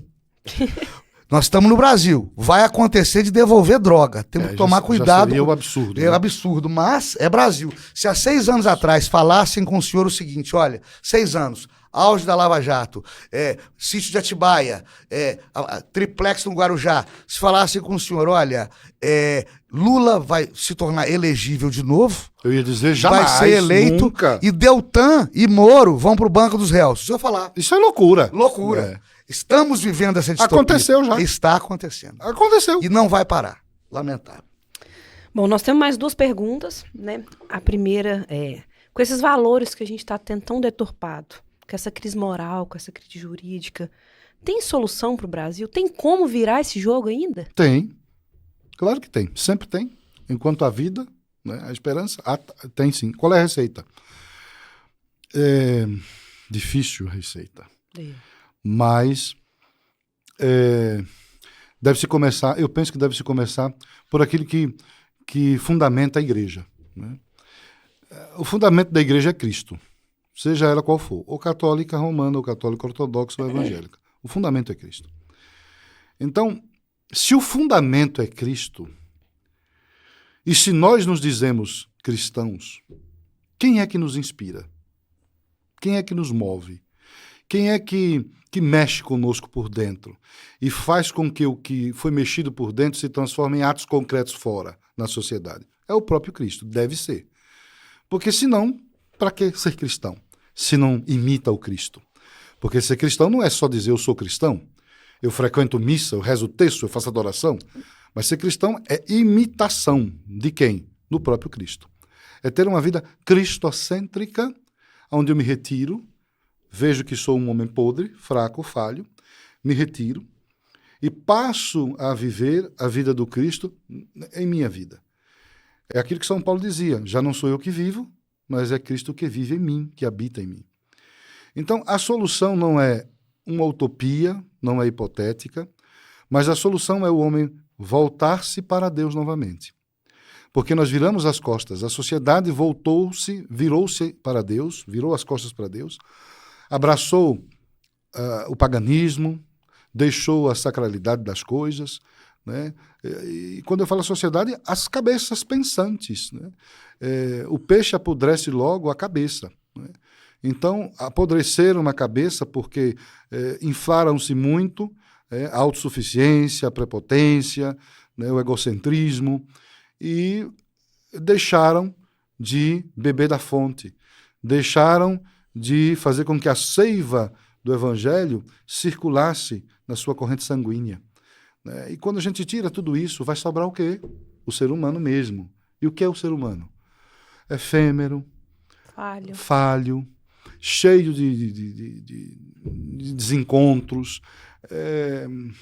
É um ser chamado a finitude. Ninguém vai ficar aqui 200 anos. Talvez viva 110, 115, 120, mas ninguém vai viver 200. Então nós somos limitados, finitos. Vai chegar um momento em que deixaremos de existir. E a infinitude é Deus.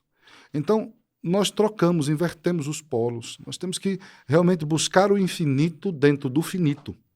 Se eu sou finito, eu preciso reconhecer a minha finitude e saber que eu me tornarei infinito quando a minha finitude dar espaços para que o infinito habite em mim e eu, a partir disso, faça com que os meus atos concretos no mundo que passa sejam atos do infinito, que é Deus.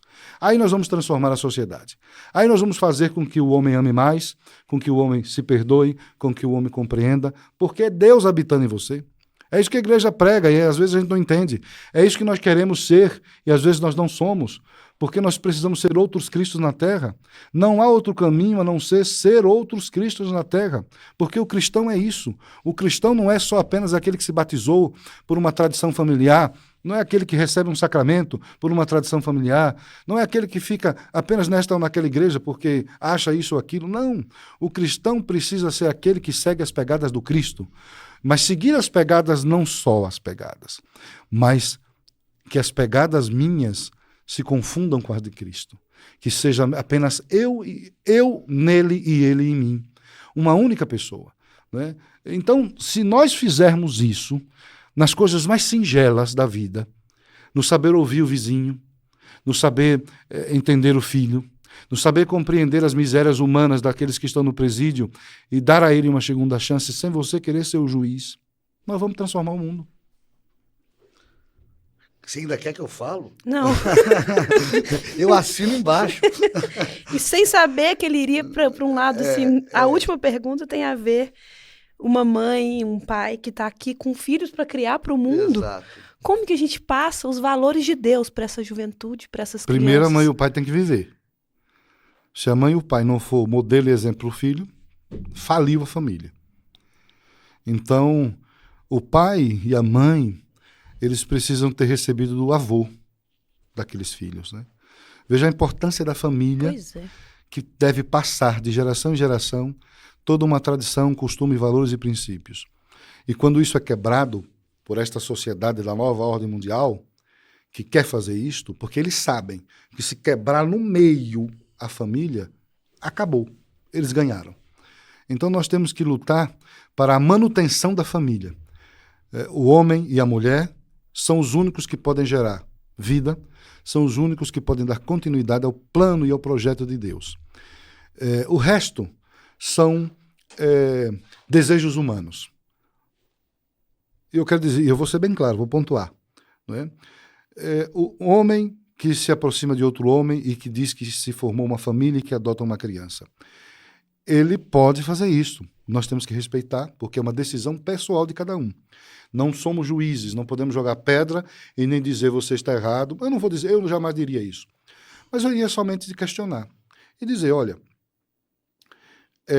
existe uma fórmula natural já criada pelo Criador. É homem e mulher que gera filhos e que constitui família. Porque, psicologicamente, a criança vai precisar da orientação feminina e da orientação masculina. Porque é totalmente diferente uma mulher de um homem. Mas os dois se completam e completam a formação do filho. Agora, quando existe um par de homens e um par de mulher com filhos, já tem uma deficiência na formação aí. Porque falta o complemento, falta a experiência do ser masculino, do ser feminino, da natureza humana masculina e feminina, cada uma é uma, mas que se completam e podem instruir, formar e bem conduzir aquela criança. Então, um par do mesmo sexo não vai conseguir fazer o que um casal é chamado a fazer pela natureza. Já foram constituídos por Deus para isso. E aí está o erro. Né? Quem vai sofrer Eles estão sendo até egoístas, porque quem vai sofrer é a criança no futuro. Pode ser que nessas primeiras idades não percebam isso. Mas quando ele for um adolescente, um jovem, vai começar as crises. E os problemas vão surgir. Porque faltou a base lá na infância, que vai ser um reflexo depois. E eles estão sendo tão egoístas porque estão querendo apenas satisfazer os seus desejos humanos de viverem juntos e ter um filho ao seu lado e chamar de família. Estão até prejudicando aquela criança, né? Então, é uma crítica construtiva, né? Eu não sou contra ao homem que quer viver com outro homem, a mulher que quer viver com outra mulher. É um problema da pessoa. Quem julga é Deus, não sou eu que vou julgar. Mas eu não vou dizer que isso está correto. Para o cristianismo não está. Agora, se não são cristãos, então a minha regra cristã de não estar não serve para eles. Então façam o que quiser da sua vida. Agora, assumam as consequências das escolhas, né? É só isso que eu posso dizer. E dizer o seguinte, que existem jovens cristãos homossexuais, tanto homem como mulher, existem vários, dezenas. E nós acolhemos, nós amamos, nós respeitamos e nós orientamos para que estas pessoas possam viver bem, sem conflitos internos, porque os conflitos são internos. É dentro. Quando ela fecha a porta do seu eu, e ela está com ela mesma, começam os conflitos, né? E é nesta hora que precisa do aparato espiritual, do padre, do pastor, para acolher, para orientar, para ajudar. Porque muitos jovens homossexuais, mulheres, meninos e meninas, têm vergonha e têm medo de se revelarem, porque não sabem o que é que vai acontecer quando o pai e a mãe souber de uma coisa assim, ou quando seus amigos ou alguém souber. E muitos até se matam, se enforcam, né, tiram a própria vida, porque falta a estas pessoas alguém que acolha, que oriente, que diga, não, peraí, meu filho, não é por aí. A sua vida em primeiro lugar. O dom da existência em primeiro lugar. Agora, se na sua existência tem algumas marcas difíceis de você lidar, vem aqui, vamos nos ajudar, eu vou te orientar, mas não tire a sua vida, porque você é filho de Deus, é uma criação de Deus, é amado por Deus e teve um preço altíssimo, que foi a morte do Cristo na cruz, para resgatar todos nós. Como é que você vai tirar a sua própria vida porque você tem um problema, não um problema, você tem algo diferente do outro? Você gosta, você sente atração por algo que você vê que está estranho em você? Não.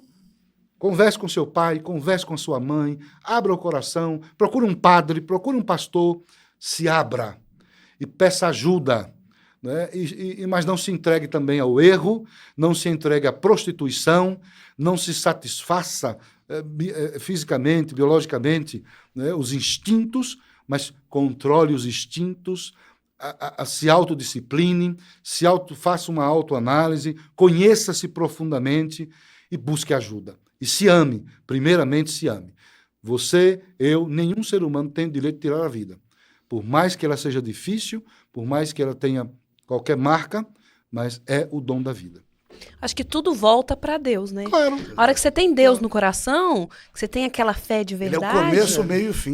Você acha que Deus ama, que Deus odeia um homossexual? Claro de que não. jeito nenhum. Se ele que criou, como é que ele vai odiar quem ele criou? Não, mas ele te deu uma prova para realmente você passar nessa prova.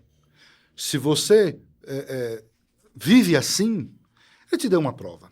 Te ama, mas te deu uma prova que você precisa se autoconhecer, você precisa se autodisciplinar, você precisa não vulgarizar e banalizar a própria existência, né? E você pode bem viver a sua homossexualidade de uma forma justa, honesta, sem levantar bandeira, sem fazer militância, sem fazer o ridículo desses movimentos de esquerda, né? Que nem os homossexuais honestos e sanos da cabeça não aprovam, como fizeram agora aí, nessa última manifestação nas ruas de São Paulo, colocando um Cristo crucificado com um infiltrado do movimento de esquerda ali dentro, se esfregando em Jesus.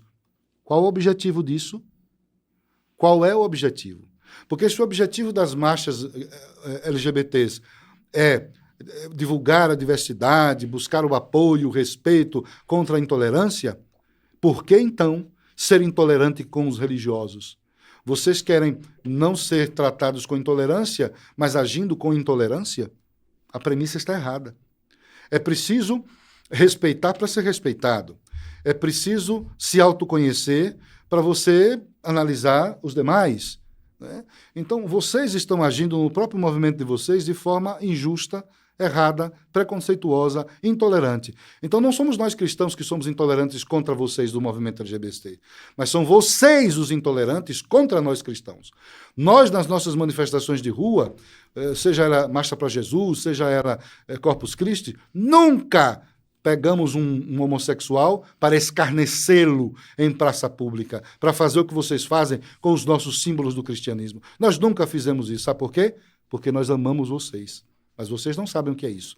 Vocês estão praticando ódio, revanchismo e vingança, porque estão bebendo na fonte errada. A fonte deveria ser o Cristo. Se vocês bebessem dessa fonte, nós nos entenderíamos, iríamos compreender um ao outro, daríamos as mãos, iríamos nos ajudar e não fazer o que vocês estão fazendo. O senhor me lembrou 2 vezes aqui, por 2 vezes, o Olavo de Carvalho, né? Que nós, no começo da conversa falando dele, vamos Terminar fechar a falando conversa dele. falando. Ele dizia o seguinte, uma coisa é ser homossexual, e doente é quem implica com o homossexual. Doente é quem não respeita o homossexual. Isso. Outra coisa é o gaysismo. Gaysismo. O gaysismo é uma bandeira de esquerda que não ajuda em nada, ao homossexual, em Quer nada. destruir. E usa isso, na verdade, como estratégia de dominação. E a outra coisa é o seguinte... Dividir para dominar. Dividir para dominar. Ou seja, não tem mais brasileiro. É. Tem LGBTQ, tem fascista, Tem negro, tem branco, tem rico, tem pobre. Eles estão dividindo o Brasil. dominar. Para dominar. E a outra coisa, por que só cristão que pode ser vítima de preconceito? Né? Negro não pode, gay não pode. Agora, cristão pode. E eu acrescento a isso. Por que não vão mexer com o muçulmano? Eu já falei isso. Por que não vão mexer? Porque se mexer... A bomba cai em cima. Exato. Salman Rushdie aí, aquele jornal francês aqui, Charlie Hebdo, não mexem com o muçulmano. Ou seja, são covardes. Covardes. Porque nós damos amor. Cristão dá amor. Né? E vamos continuar amando vocês, viu? Até que vocês caiam a ficha e percebam que vocês são queridos por nós, são amados por nós, mas que vocês ainda não entenderam realmente qual é o sentido da existência humana. Bom, gente, foi muito bom tudo aqui, padre. Muito obrigada por você ter vindo, por ter se disposto a fazer uma agenda que tá punk hoje, né? Mas obrigada. Doutor Renato, você tá muito caladinho. Você quer falar alguma coisa para finalizar? Já falei demais, estou aprendendo. Estou fazendo como Jesus nos ensinou. Estou ouvindo primeiro para falar. Agora eu queria dizer, o que o doutor Renato falou aí, eu queria completar dizendo o seguinte. Se a esquerda está criando movimentos e grupos, né, para dividir e dominar, a gente precisa fazer o contrário. Nós precisamos, não só, eu vou falar, mas nós não podemos só falar. A gente precisa tornar essa fala concreta, tentar trabalhar isso. E é simples, é tudo que a gente já sabe, mas talvez a gente esquece. O que é o Brasil? O Brasil é a nossa casa comum. E o que tem dentro dessa casa? Negro, branco, amarelo, pobre, rico, mendigo, estrangeiro de vários países. Está tudo dentro desta casa comum que é o Brasil. E como é que a gente deve viver? Como o cristianismo ensina que nós devemos viver. Leiam Atos dos Apóstolos, capítulo 2, versículo 42 e 47. Ali está a receita. Ali está a receita para qualquer nação, qualquer comunidade, qualquer família poder subsistir, poder viver bem, em harmonia. Então, é isso. O Brasil, como casa comum, precisa ser cuidada e arrumada por todos aqueles que vivem nessa casa comum, que somos todos irmãos. E deixar cair a ficha de que nós estamos sendo manipulados como massa de manobra, como boi tocado, por um grupinho menor que quer dominar a economia para eles e deixar para a massa dominada as migalhas que caem da mesa. Aquelas migalhinhas, os banquetes para eles e as migalhinhas das sobras para o resto da sociedade. É isso que a gente tem que mudar. É isso que a gente precisa se libertar. Se libertar dessas migalhas, né? Não se acostumar com um Estado paternalista, com um populismo irresponsável. Libertar-se desse tipo de político, desse tipo de política e buscar as melhorias, porque cada um de nós é responsável pelo Brasil. O negro, ele tem inteligência, ele tem capacidade, ele tem valores, ele tem virtudes, ele é capaz de atingir qualquer nível, né, na sociedade de intelectualidade. Pode ser um advogado, um juiz, um ministro, pode ser qualquer coisa. Ele não precisa de cotas para isso. Porque se eu estou dando cotas, eu quero dizer que ele é alguém que precisa de uma muleta para atingir o objetivo? Não precisa. Você é capaz. Você tem inteligência. Você pode, com o seu suor, com o seu esforço, com a sua dedicação, chegar lá como qualquer branco, como qualquer asiático, como qualquer amarelo. Por que tem que se preocupar em fazer de você alguém que precisa da dependência e do amparo do Estado? O Estado está dizendo que você não consegue sozinho. É isso que ele está fazendo, oferecendo para você cotas. Que você não consegue sozinho, mas você consegue sozinho. Liberte-se disso e creia em você mesmo que você é capaz, como qualquer homem branco, como qualquer rico ou pobre. Porque o que define uma pessoa não é a cor da pele, é só melanina. A cor da pele é melanina. O que define a pessoa é o caráter dela. É a única minoria de 60% da população brasileira. 60% de nós somos pretos e pardos. Para que cota para 60% da população? Pois é. É impressionante. Obrigada, gente. Obrigada. A gente nada. poderia ficar aqui mais Desculpa que eu 2 falei horas demais, hein? facilmente. Não, maravilhoso. Obrigada, Pato. Obrigada, doutor Renato. Obrigada pela Obrigado, oportunidade Ariane. que vocês Tamo têm me junto, dado. querida. Sempre. Obrigada. Por um Brasil melhor. É Sempre. nosso. Sempre.